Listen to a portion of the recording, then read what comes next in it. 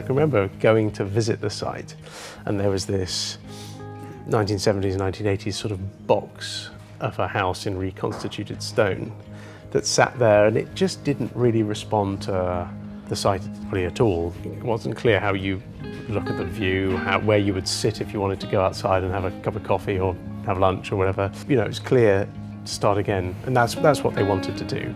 A designer working here at the time had just come up with this slightly squiff U shape, which you could just see responded to the views and where the sun came and this tree, and so we had somewhere to start from. You know, we had a design that we really felt could go somewhere, and Mel and Sue could quickly see that too. And the way the architects designed it was to wrap around the tree, and it works beautifully. Had the top bit down, but it now makes the house. It does. Designing the house for life was a really important thing for them. So to have something that really suits them now, but that if they don't want to move out when they get less mobile in the future, there's a great suite of bedrooms all on the same level. And I think this is kind of a concept that we think of quite often, is a house can operate a bit like a concertina. So if it did need to be a party house, it can be a big party house. The whole lot all opens up, so these doors open, the kitchen doors all open, and on the study, the snug over there, they all open up, so you can use all of this area. And we can actually flow out onto the lawn and then into the annex as well. When there's just whoever's living there full time, so in this case it's just Mel and Sue, the house can shrink a bit for them. These are our 2 seats for when we're sitting home alone.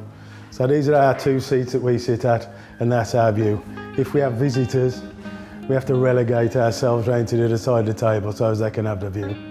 And then when family, friends turn up and there are lots of people staying, you kind of slide open and you can go through to the spare rooms and up to other bedrooms and bits and pieces. And you know, that even comes down to the heating controls. You can shut off a bit of the house, drop that down to 12, 14 degrees, whatever, and let the rest be livable in.